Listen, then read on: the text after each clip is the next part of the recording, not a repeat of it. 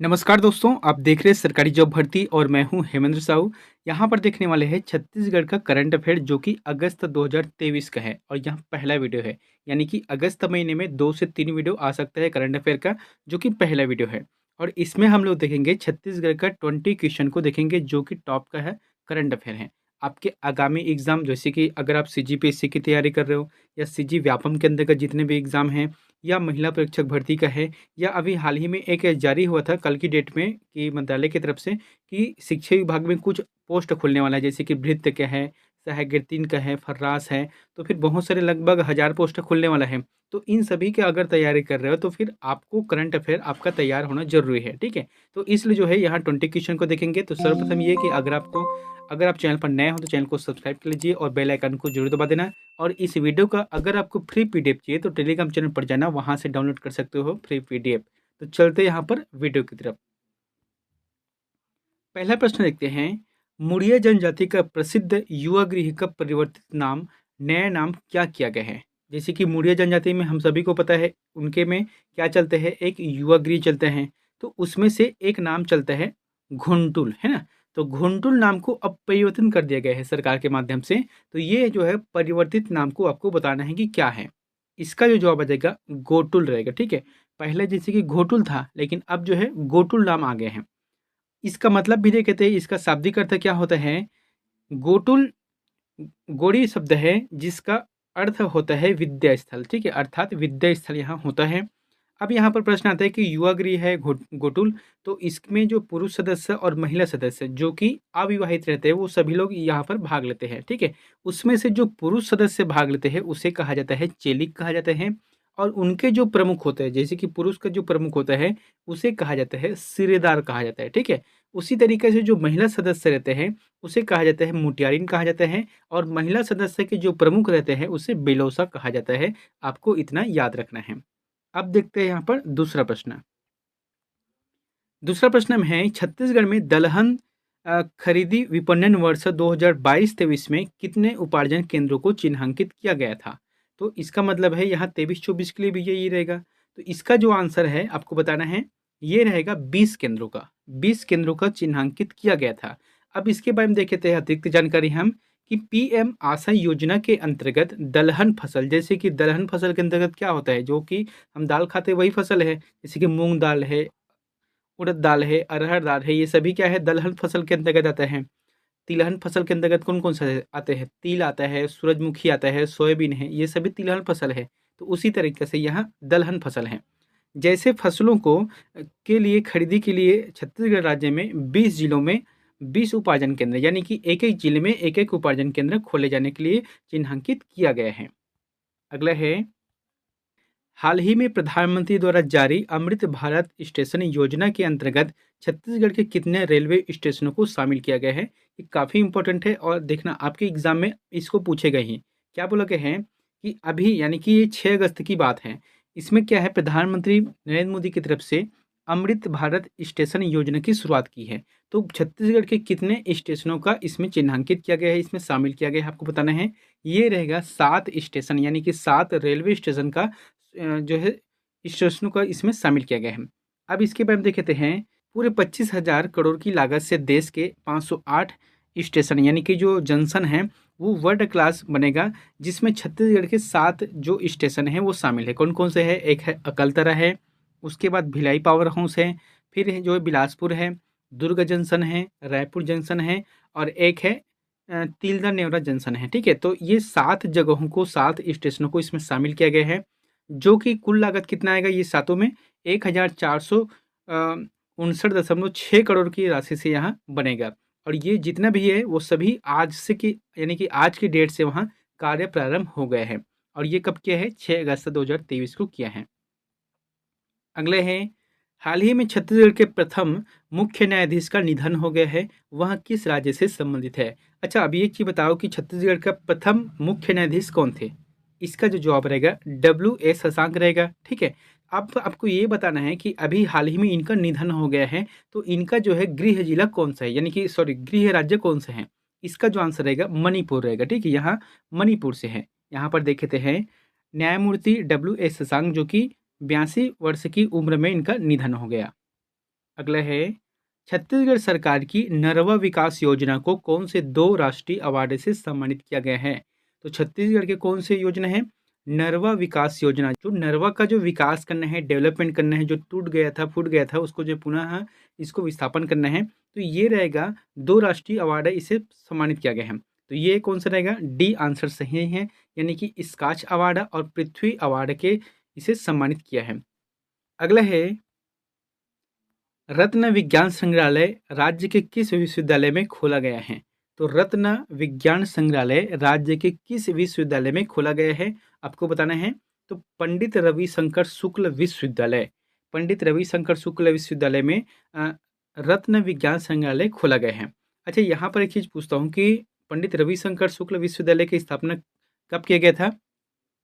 1 मई को, है ना, 1 मई को किया गया था, ये है डेट है। उसके बाद देखते हैं यहाँ पर कि इस विश्वविद्यालय के भूवैज्ञानिक रत्न विज्ञान संग्रहालय की स्थापना की गई है। अगला है, देश का सबसे बड़ा सोलर एनर्जी प्लांट राज्य के किस स्थान पर बनने जा रहा है? तो ये देश की बात है, ठीक है। देश का सबसे बड़ा सोलर एनर्जी प्लांट राज्य के किस स्थान पर बनने जा रहा है? सही जवाब आ जाएगा, राजनांदगांव जिले में है। राजनांदगांव जिले के डोंगरगढ़ विधानसभा क्षेत्र में लगभग 500 एकड़ जमीन, कितना है? 500 एकड़ जमीन में यह बनने जा रहा है, जिसके माध्यम से 100 मेगावाट का सोलर एनर्जी प्लांट लगाया जा रहा है और इस प्लांट में 120 मेगावाट एनर्जी बैटरी में स्टोर होगी, यानी कि 120 मेगावाट तक से एनर्जी वहां स्टोर किया जाएगा। अगला है, हाल ही में नीति आयोग की डेल्टा रैंकिंग में छत्तीसगढ़ के किस जिले को देश का तीसरा स्थान प्राप्त हुआ है?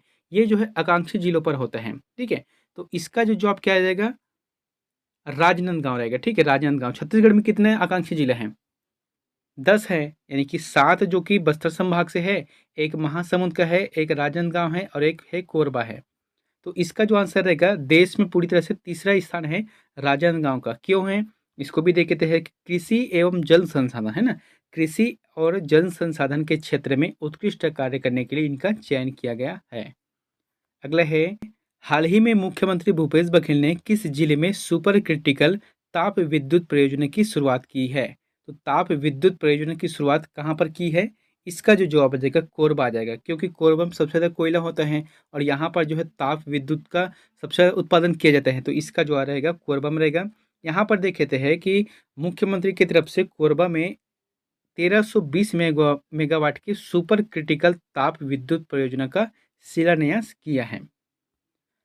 अगला है, दोस्तों अगर वीडियो अच्छा लग रहा है तो वीडियो को जरूर सब्सक्राइब कर देना और बेल आइकन को जरूर दबा देना, क्योंकि इसके बाद जैसे कि मैं लगातार जो है महिला परीक्षक भर्ती चल रहा है, इसके साथ साथ जो करंट अफेयर है उस टॉपिक को भी कवर कर रहा हूँ, क्योंकि करंट अफेयर का जो ऐसा टॉपिक है जो आपको हर एग्जाम में देखने को मिलेगा, इसलिए जो है वीडियो को पूरी तरह से देखना।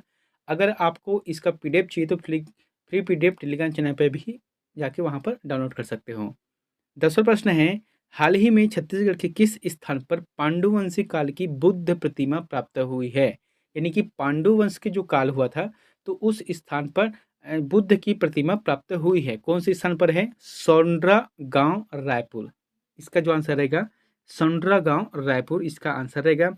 अब पांडुवंशी काल जो कि 6वीं से 9वीं शताब्दी के मध्य था। अगला है, प्रदेश के 14 नगर निगमों में कितने जगहों पर महिला महापौर की संख्या है? काफी इंपॉर्टेंट है। अब इतना तो पता है ना कि छत्तीसगढ़ में कितने नगर निगम हैं? 14 नगर निगम हैं। अब 14 नगर निगम में से आपको बताना है कि महिलाओं की संख्या कितनी है।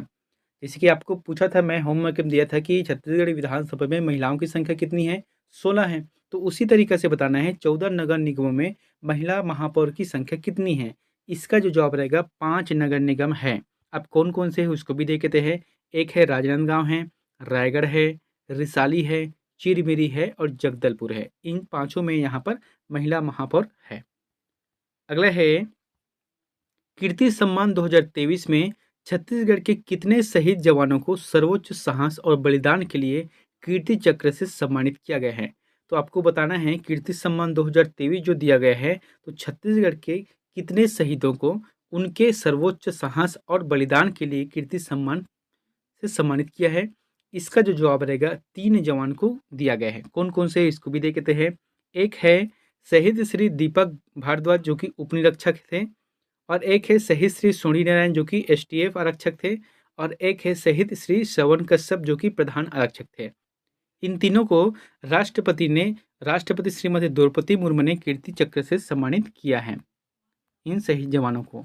अगला है, राष्ट्रपति ने हाल ही में छत्तीसगढ़ के किस जिले को राष्ट्रीय प्लेटिनम अवार्ड से नवाजा है? काफ़ी इंपॉर्टेंट है। तो राष्ट्रपति अभी कौन है हमारे देश में? श्रीमती द्रौपदी मुर्मू। तो इन्होंने जो है छत्तीसगढ़ के किस जिले को राष्ट्रीय प्लेटिनम अवार्ड से नवाजा है, आपको बताना है। ये रहेगा बिलासपुर रहेगा। क्यों नवाजा है ये भी देखते हैं कि बिलासपुर जिला के प्रशासन की वेबसाइट को, है ना, रायपुर जिला की जो प्रशासन की वेबसाइट को नई दिल्ली में नवाचार के लिए यहाँ पुरस्कार मिला है, इसके वेबसाइट को मिला है बेहतर कार्य करने के लिए। अगला है, छत्तीसगढ़ के लामनी पक्षी विहार में कितने प्रजातियों के पक्षियों के रहने की व्यवस्था है? अब आपको ये बताना है कि लामनी जो पक्षी विहार है, इसका मतलब है वहाँ पर पक्षियाँ आकर ठहरती हैं। तो उसके लिए सरकार ने कितने प्रजाति की पक्षी की व्यवस्था की गई है उनके ठहरने के लिए? ये रहेगा 450 प्रकार के, 450 प्रकार के यहाँ ठहरने की व्यवस्था की गई है, पक्षियों के रहने की व्यवस्था की गई है। देखते हैं कि लामनी पक्षी विहार कहाँ पर है। ये बस्तर जिले में है, और इनका जो लोकार्पण है वहाँ 25 जनवरी 2023 को माननीय श्री मुख्यमंत्री की तरफ से किया गया है। अगला है, नरसिंह गंगा गुफा छत्तीसगढ़ के किस जिले में स्थित है? क्या बोला गया है? नरसिंह गंगा गुफा छत्तीसगढ़ के किस जिले में स्थित है? इसका जो जवाब रहेगा कोरबा, कोरबा जिले में स्थित है। अगला है, ग्रेफाइट ब्लॉक ई नीलामी वाला छत्तीसगढ़ देश का कौन सा स्थान रखता है? जैसे कि क्या होता है, ग्रेफाइट का जो ब्लॉक है उसे ई नीलामी किया जाता है, ठीक है। तो उस मामले में छत्तीसगढ़ पूरे देश में कौन से स्थान पर है? ये रहेगा तीसरे स्थान पर है, तीसरे स्थान पर है। इसका मतलब सामने का दो कौन कौन से हैं? एक तो प्रथम स्थान पर है उड़ीसा है, और द्वितीय स्थान पर है झारखंड है। तो तृतीय स्थान पर अपना छत्तीसगढ़ है, ठीक है। इसमें क्या है, ब्लॉक केनापारा ग्रेफाइट ब्लॉक जिला बलरामपुर को यहाँ ई नीलामी किया गया है। अगला है, छत्तीसगढ़ में मोती उत्पादन एवं प्रशिक्षण केंद्र कहाँ पर खोला गया? ये काफ़ी इंपॉर्टेंट है, क्योंकि देखो मोतियों को जो है अलग से खेती किया जाता है, और ये जो है हालांकि इसका जो है खर्चा बहुत कम आता है, लेकिन ये जब होता है तो फिर इसके महंगे रेटों में बेचा जाता है। तो इसका जो आंसर रहेगा वहाँ बलौदाबाजार जिला रहेगा, ठीक है। बलौदाबाजार जिला में कुछ जो ग्राम है उसे चिन्हित किया गया है। कौन कौन से है? एक तो देखते हैं यहाँ पर चिड़चिदा है, डंडन है, खम्हाडी है, और है कसियारा और तिल्दा में, है ना। इतने जगहों को बनाया गया है, 1 2 3 4 और 5 जगहों पर केंद्र बनाए गए हैं जिसमें प्रशिक्षण दिया जाएगा। एक तो वहाँ पर तो पहले से होता है, ठीक, उसका उत्पादन होता है, और साथ ही वहाँ पर प्रशिक्षण भी दिया जाएगा। अब देखते हैं यहाँ पर बहुत ही इंपॉर्टेंट प्रश्न है, आप इसे स्टार मार्कर जरूर कर लेना। ये है, छत्तीसगढ़ राज्य महिला उद्यमिता नीति कब से कब प्रस्तावित है? तो कब से कब प्रस्तावित है आपको बताना है। ये जो नीति लाया गया है राज्य महिला उद्यमिता नीति, ये कब से कब के लिए है? इसका जो जवाब रहेगा 2023 से 2028 के मध्य, यानी कि 5 वर्षों के लिए है, ठीक है, 5 वर्षों के लिए है। इसके बाद हम देखते हैं कि महिलाओं की कार्य कुशलता को एक नई पहचान देने, उन्हें उद्यम से जोड़ने, नए अवसर निर्धारित करने के लिए यहाँ योजना को लाया गया है, इस नीति को लाया गया है। और ये जो नीति है 1 अप्रैल 2023 से लागू होगा, जो कि 31 मार्च 2028 तक चलता रहेगा। अगला है, छत्तीसगढ़ के किस स्थान पर मिलेट का सबसे बड़ा प्रोसेसिंग प्लांट स्थापित किया गया है? काफ़ी इंपॉर्टेंट है। तो छत्तीसगढ़ के ऐसे कौन से स्थान है जहाँ पर मिलेट का सबसे बड़ा प्रोसेसिंग प्लांट स्थापित किया गया है? ये रहेगा नाथिया नवागांव, नाथिया नवागांव में किया गया है। और ये कहाँ पर है? ये जो है कांकेर जिले में है, नाथिया नवागांव कांकेर जिले में स्थापित किया गया है, और एशिया की सबसे बड़ी मिलेट प्रसंस्करण इकाई में से एक है, यहाँ पहला है। अगला है, राज्य का पहला इंटरनेशनल टेनिस एकेडमी किस जिले में प्रस्तावित है? आपको बताना है कि राज्य का पहला इंटरनेशनल टेनिस एकेडमी किस जिले में प्रस्तावित है। ये रहेगा रायपुर जिला, है ना, रायपुर जिला में प्रस्तावित है। अगला है, दोस्तों ये प्रश्न 21वां नंबर का आप लोगों के लिए होमवर्क है, तो इसका आंसर में प्लीज़ कमेंट बॉक्स पर जाकर जरूर बताएं।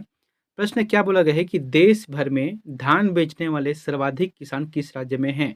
यानी कि आपको ये बताना है कि पूरे देश में कौन से ऐसे राज्य है जहाँ पर सर्वाधिक रूप से किसान धान बेचते हैं। ऑप्शन यहाँ पर पंजाब है, पश्चिम बंगाल है, छत्तीसगढ़ है और मध्य प्रदेश है। इन चारों में से जो भी ऑप्शन आपको सही लगता है तो प्लीज़ हमें कमेंट बॉक्स पर जाकर जरूर कमेंट करें। मिलते हैं नेक्स्ट वीडियो में एक नई जानकारी के साथ। Thank you.